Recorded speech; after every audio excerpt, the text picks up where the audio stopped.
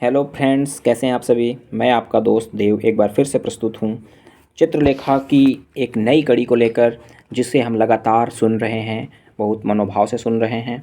और ये एक अद्भुत रचना है। जैसे जैसे हम आगे बढ़ रहे हैं, हमें हर दिन के साथ कुछ नया जानने को मिल रहा है इस अद्भुत उपन्यास से।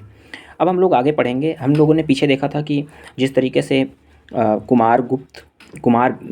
कुमारगिरी जो कि सन्यासी थे, और चाणक्य के बीच में एक शास्त्रार्थ चल रहा होता है, जिसमें कुमारगिरी अपने तांत्रिक क्रियाओं से जनता को काफ़ी कुछ दिखाने की कोशिश करते हैं। लेकिन इसमें ये बात निकल कर आती है कि जिसकी आत्मशक्ति मजबूत है उसके ऊपर किसी भी तरीके की क्रिया का प्रभाव नहीं होता। इस वजह से चाणक्य उस उनके द्वारा रचित उस कूट रचित जो भी उनका मंत्रोच्चार से रचित जो भी उनका आवरण था, उसको वो नहीं देख पाते, चाणक्य नहीं देख पाते। क्योंकि चाणक्य बहुत ही एक आत्म दृढ़ इच्छा शक्ति वाले व्यक्ति थे, जिन्होंने नंद साम्राज्य की नींव को उखाड़ कर फेंक दिया था। तो ऐसे व्यक्ति के ऊपर ऐसी छोटी चीज़ों का प्रभाव हो भी नहीं सकता था। तो उसके बाद फिर जब सारी प्रजा को ऐसा लगा कि शायद चाणक्य झूठ बोल रहे हैं, क्योंकि उन्होंने भी देखा होगा, क्योंकि सारी प्रजा के ऊपर तो इसका प्रभाव हो गया था उनके द्वारा मंत्रोच्चार रचित वो कूट जनित जो प्रयोजन था। तो ऐसे में फिर बीच में चित्रलेखा आती हैं और उन्होंने चाणक्य का पक्ष लिया। उन्होंने कहा कि चाणक्य कभी भी झूठे नहीं हो सकते, और ये बात कुमारगिरी को भी माननी पड़ती है। और अंत में ये कहा जाता है कि कुमारगिरी को अब दंडित किया जाएगा, और वो दंड चित्रलेखा अपने हाथों से स्वयं देगी, और चित्रलेखा को इस शास्त्रार्थ का विजयी घोषित कर दिया जाता है। ऐसे में चित्रलेखा कुमारगिरी के सर पे जो ताज उसे पहनाया जाता है, चित्रलेखा को वो ताज वो कुमारगिरी के सर पे पहना देती है, और उसके बाद कुमारगिरी अपने को अपमानित महसूस करके वहाँ से निकल जाते हैं। अब बात रही आगे की। अपमानित और पराजित योगी को नया अनुभव हुआ। उस अनुभव की तीव्रता से वह निस्तेज हो गया। उसने कभी कल्पना तक न की थी कि वह पराजित हो सकता है, और फिर पराजित होना एक स्त्री से, और यह स्त्री भी कौन, एक साधारण सी नर्तकी। कुमारगिरी के हृदय में एक हलचल उत्पन्न हो गई। उसने परिस्थितियों का विश्लेषण किया। विजयी होकर भी वह पराजित हो गया। उसने विजय पाई थी महाराज चंद्रगुप्त के विशाल साम्राज्य के चुने चुने विद्वानों पर। वह पराजित हुआ था अंधकार से, और अंधकार से पराजित होना तो स्वाभाविक ही है। स्त्री से तो बड़े बड़े साधक पराजित हुए हैं, पर वो सब स्त्री के क्षेत्र में पराजित हुए थे, ज्ञान में नहीं। कुमारगिरी की परिस्थिति विचित्र थी। विजय और पराजय दोनों स्वाभाविक है, पर यह पराजय भी विचित्र थी। स्त्री ने अपने ज्ञान से कुमारगिरी को शायद पराजित नहीं किया था, उसने कुमारगिरी को पराजित किया था अपनी उदारता से। सोने का विजय मुकुट कुमारगिरी के मस्तक को अब भी सुशोभित कर रहा था। कुमारगिरी को उस मुकुट की याद हो आई। कुमारगिरी को क्रोध हुआ। उसने मुकुट अपने सिर से उतार कर पृथ्वी पर पटक दिया। इसके बाद उसने फिर सोचना आरंभ किया। पराजय, यह शब्द उसके क्षेत्र में न था। विजय के लिए उसने सांसारिक सुखों को तिलंजलि दे दी थी। विजय के लिए ही उसने गहरी तपस्या की थी। फिर भला पराजय क्यों? कुमारगिरी उठ खड़ा हुआ। नहीं, पराजय असंभव है। मैं पराजित हो ही नहीं सकता। क्या मेरी साधना का अंत पराजय होगा? कभी नहीं, कभी नहीं। कुमारगिरी की आंखें धूल में पड़े हुए स्वर्ण मुकुट पर पड़ी। कुछ देर तक अविचलित भाव से उसने मुकुट की ओर देखा। उसे ऐसा प्रतीत हुआ मानो मुकुट कह रहा था, योगी, तुम पराजित नहीं हुए, तुम विजयी हो। योगी के शरीर में एक प्रकार का कंपन सा दौड़ गया। कुमारगिरी धीरे धीरे उस मुकुट की ओर बढ़ा। उसके पास पहुंचकर वह रुक गया। विजय युक्त पराजय, कितनी विचित्र समस्या है। क्या मुझको इस विजय उपहार पर कोई अधिकार है? सारी सभा की दृष्टि से मैं उस स्त्री से पराजित हुआ हूँ। यह मुकुट उस स्त्री को पहना दिया गया था। यह मुकुट जूठन है। कुमारगिरी ने अपना मुख फेर लिया। उसने वहाँ से चले जाने का प्रयत्न किया, पर उसके पैर न उठे। मुकुट वहाँ पड़ा हुआ था। चांदनी का उज्जवल तथा श्वेत प्रकाश उसकी शोभा को सहस्त्र गुना बढ़ा रहा था। कुमारगिरी ने मुकुट की ओर देखा, फिर देखा, पर मुझको यह मुकुट कैसे मिला? जिसको सारी सभा विजयी समझती है, यदि वही अपने को मुझसे पराजित समझे, तो फिर विजय किसकी? मेरी नर्तकी, तुमने मुझसे पराजय स्वीकार की। यह क्यों? इसलिए कि मैं तुमसे पराजित हुई। योगी चौंक उठा। सामने चित्रलेखा खड़ी थी। उसके मुख पर मधुर मुस्कान किलोल कर रही थी। उसकी आंखें हंस रही थीं। विचित्र बात है कि योगी की पराजित प्रफुल्लित हैं और विजयी व्यग्र हैं। विचित्र बात है कि योगी पराजित प्रफुल्लित है और विजयी व्यग्र है। कुमारगिरी ने कुछ कहा नहीं। वह मुकुट की ओर देख रहा था। यह क्या? विजय मुकुट धूल में पड़ा है। योगी, क्या तुमने अपनी विजय स्वीकार नहीं है? विचित्रलेखा की मुस्कुराहट लोप हो गई। बड़ा कठिन प्रश्न था। आत्माभिमानी योगी के लिए अपनी पराजय स्वीकार करना असंभव था।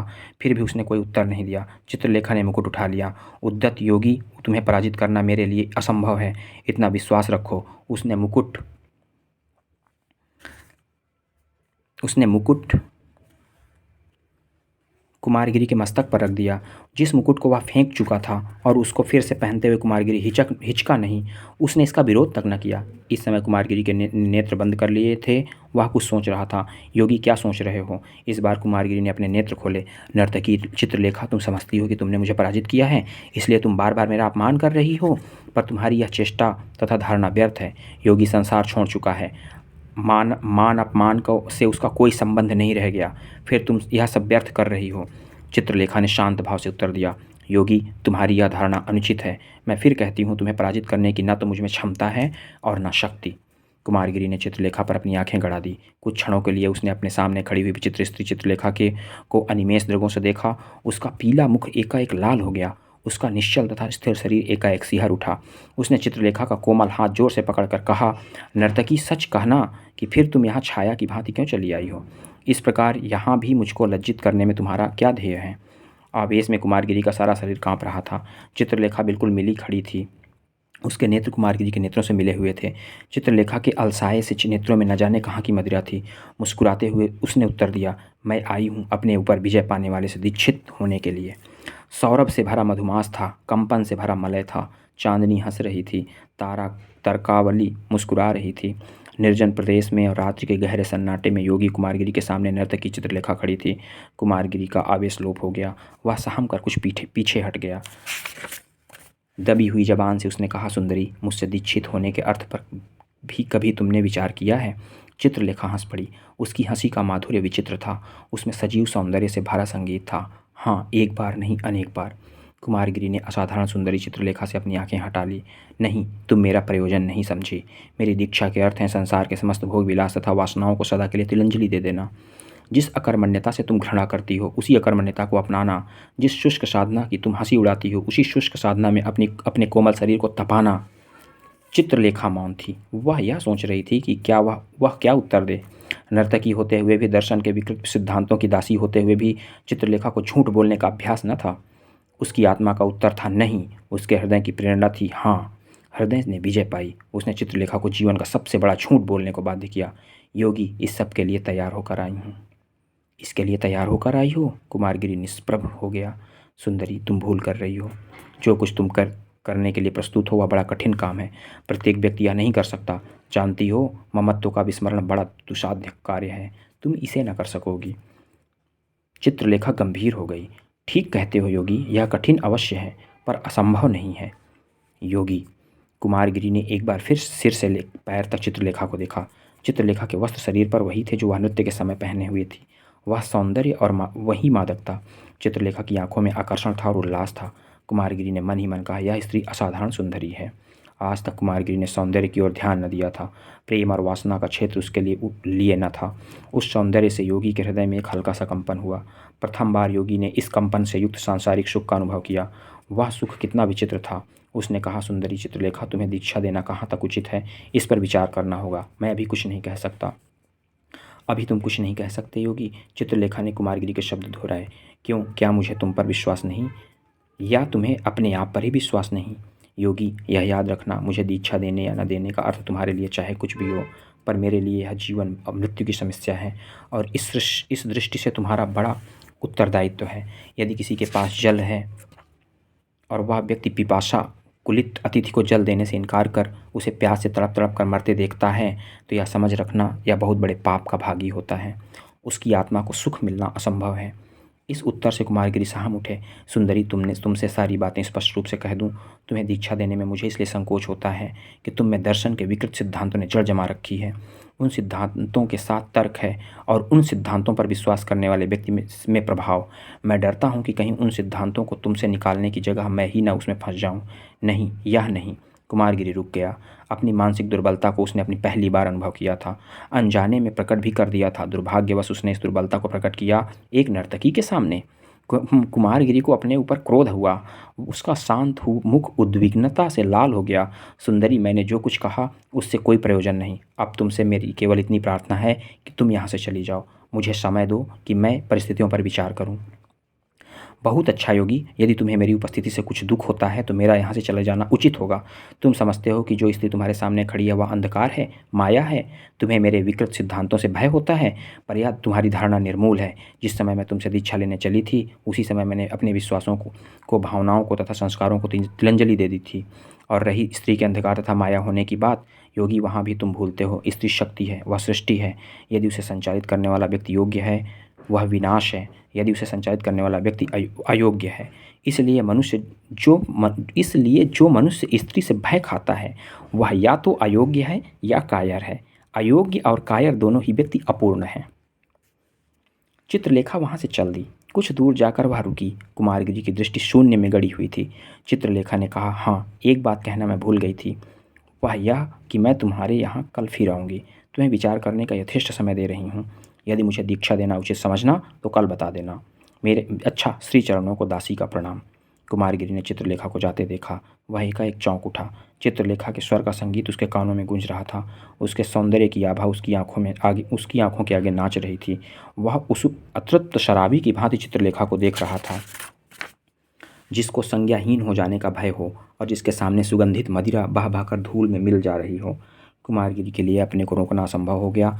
उसने चित्रलेखा को पुकारा, सुंदरी ठहरो। कुमारगिरी की आंखें झुक गईं। उसकी आत्मा ने हृदय की उच्छृंखलता का विरोध तो अवश्य किया, पर हृदय ने यह कहकर मुझे इस स्त्री की बातों का उत्तर देकर अपनी स्थिति को स्पष्ट कर देना आवश्यक है, आत्मा की भर्त्सना को टाल दिया। चित्रलेखा लौट आई। उसके मुख पर मुस्कान थी और हृदय में कंपन था। योगी, तुमने शायद अपनी भूल समझ ली। बोलो, क्या कहते हो? कुमारगिरी ने कोई उत्तर न दिया। वह उस चांदनी में चित्रलेखा के सौंदर्य को निरख रहा था। उसने चित्रलेखा का श्रृंगार देखा और श्रृंगार भार से पुलकित सौंदर्य देखा। उसने मदिरा देखी और मादकता देखी। उसने इच्छा का अनुभव किया और इच्छा की मनोहरता का भी अनुभव किया। एकाएक उसने हृदय में यह प्रश्न उठा, स्त्री क्या है और सौंदर्य क्या है? भगवान ने इन चीज़ों को रचना क्यों की है? प्रश्न अनुचित था। वर्षों की चिर संचित विचारधारा ने कहा, क्या मैं अपने मार्ग से विचलित हो रहा हूँ? भरपूर प्रयत्न करके उसने एकदम ही इस विचारावली को दबा दिया। सुंदरी, किस भूल की ओर तुमने संकेत किया था? अपनी जान में मैंने कोई भूल ही नहीं की। प्रतिवाद करना उचित न था। देव क्षमा करना। जिसको मैं गुरु बनाने आई हूँ वह भूल नहीं कर सकता। मैं अपने शब्दों पर क्षमा चाहती हूँ। हाँ, अभी तुमने पूछा था कि मैं तुमसे क्या कहना चाहता हूँ। शायद तुम यह भी पूछो कि मैंने तुमको क्यों बुलाया था। मैं स्वयं ही नहीं जानता कि मैंने यह सब क्यों किया। निश्चय ही मैंने इस बार एक बड़ी भूल की थी। फिर भी जब मैंने तुमको बुला ही लिया तो एक बात कह दूँ, वह यह है, मैं तुमको दीक्षा देने में असमर्थ हूँ। असमर्थ ही नहीं हूँ, वरन यह काम मेरे लिए असंभव है। तुम्हें दीक्षा देने का अर्थ होगा शायद तुमसे स्वयं ही दीक्षित होना, और उसके लिए मैं तैयार नहीं। कुमारगिरी की आंखें अस्ताचल पर जाते हुए चंद्रमा पर पड़ी थीं। चित्रलेखा गंभीर थे। उसके मुख पर निराशा का पीलापन था।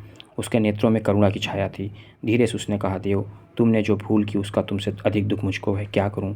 तुम्हारी असमर्थता का मेरे जीवन पर कैसा प्रभाव पड़ेगा यह मैं अभी ठीक तरह से नहीं कह सकती, पर इतना निश्चय है कि तुमने मेरे जीवन को बहुत अधिक प्रभावित कर दिया है। अभी तक आशा थी, मैं जा रही थी भविष्य के आधार पर, यह सोचते हुए कि शायद तुम मुझे दीक्षा दे दो, पर अब वह आशा भी लोप हो गई। तुम्हारे मतानुसार मेरा जीवन अंधकारमय है। मैं तुम्हारे प्रकाश को देखना चाहती हूँ। चाह पूरी नहीं हो सकती, पर इसके लिए मैं तुम्हें दोष न दूंगी।